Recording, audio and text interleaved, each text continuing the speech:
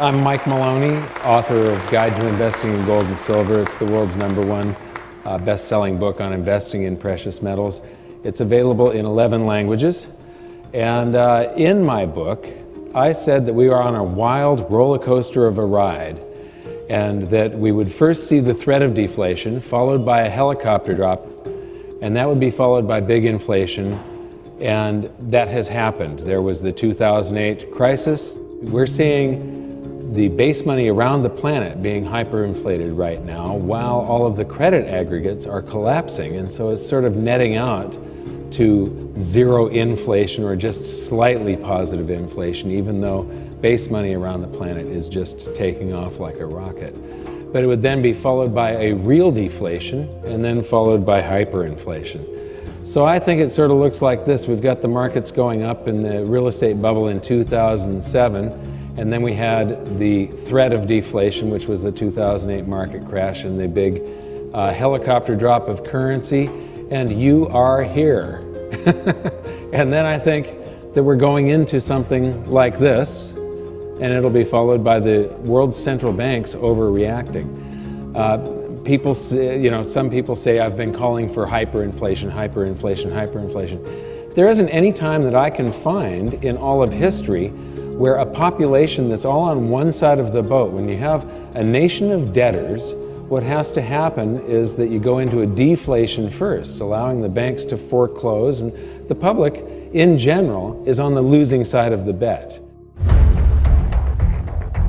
We are entering a period of financial crisis that is the greatest the world has ever known. The wealth transfer that will take place during this decade is the greatest wealth transfer in history. Wealth is never destroyed, it is merely transferred, and that means that on the opposite side of every crisis there is an opportunity. The great news is that all you have to do to turn this crisis into your great opportunity is to educate yourself. I believe that the best investment that you can make in your lifetime is your own education. Education on the history of money, education on finance, education on how the global economy works, education on how all of these guys, the central bankers, the stock market, how they can cheat you, how they can scam you. If you learn what is going on and how the financial world works, you can put yourself on the correct side of this wealth transfer. Winston Churchill once said that the further you look into the past, the further that you can see into the future. This program is all about creating your own crystal ball, being able to gaze into the future, being able to change this crisis, the greatest crisis in the history of mankind, into your great opportunity.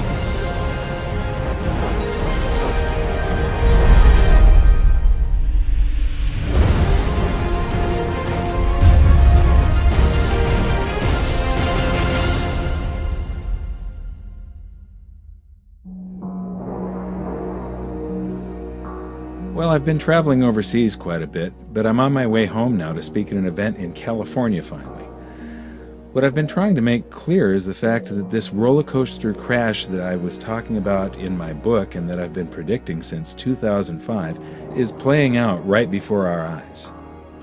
One of the things I really like about speaking at live events is the chance to interact with people and sort of get my finger on the pulse of what they're thinking. And lately it's become pretty obvious that for a lot of people it's difficult to grasp why I think deflation is coming before big inflation or even hyperinflation. So here I'm going to break down 4 of the biggest reasons that I see deflation coming first. The first one is simple. The overreaction to the 2008 crisis has caused a credit debt bubble, and all bubbles pop. So I talked about hyperinflating base money. This is hyperinflation right here. Inflation and deflation is either an expansion or a contraction of the currency supply, and prices follow the inflation or deflation eventually. Now, most of this currency does not circulate. It's sitting on banks' balance sheets in what's called excess reserves. If you look at the years leading up to this crisis, this red line is reserve balances. The white line is how much of it is excess. And here we have Alan Greenspan's response to 9/11. Look at the scale of how big this emergency is compared to 9/11. But what is Ben Bernanke afraid of, and now Janet Yellen has inherited this legacy? Well, one of the things that happened in the 2008 crisis is that banks froze up and wouldn't lend to each other. They were all scared to lend to each other. And our system is such a fraud that at the end of each day, they all have to be able to borrow digits from each other that were created from nothing just to keep the whole smoke and mirrors game going. They all have to do this interbank lending to keep things balanced. Well, if one bank won't lend to another and they don't have any reserves, the whole system freezes up. Now, if you've got all these excess reserves that are on their balance sheet and you pay them interest to keep the reserves there and not use this as a basis of fractional reserve lending, they're going to be liquid. This basically prevents bank runs by banks on banks. It's not a public bank run with the public lining up at the doors. It's a bank run where one bank is trying to get their currency out of another or won't lend to another. And so this keeps things liquid. Right now, what this has done, though, the banks get to use this stuff in the middle of the day. And so you see the use of margin in the stock market going to record levels.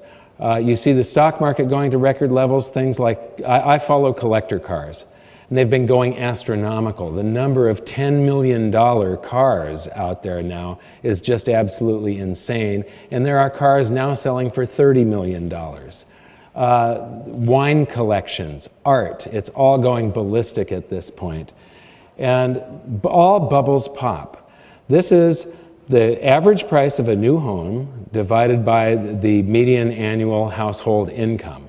Normally, 3-4 times your income is about what you can afford with a house. When you drop in interest rates, the affordability goes up, so people pay more for a house. But interest rates don't stay in one spot forever. They have to revert sometime or another. And all these people are going to be trapped. Every bubble pops, that's a bubble. We are in for something big again, and this time it's going to be more horrific than the crash of 2008, simply because the response to 2008 created a lot of stored energy. And then when the market crashes, that energy is released in the opposite direction. That previous chart of the hyperinflation of base money, well, we're going to get a reaction from all of this. Whatever bubble you're in, the opposite happens of what is of greatest benefit to the most people. Right now, if we went into big inflation or hyperinflation, the average Joe six-pack would get rewarded for mass stupidity. They're all out on credit. We're in a credit boom. We're in a bond bubble. Those bubbles have to pop, and the popping of a credit bubble is deflationary.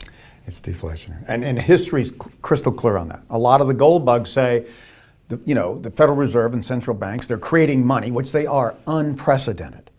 But they're actually inflating to fight the deflation that started to set in the late 2008, early 2009.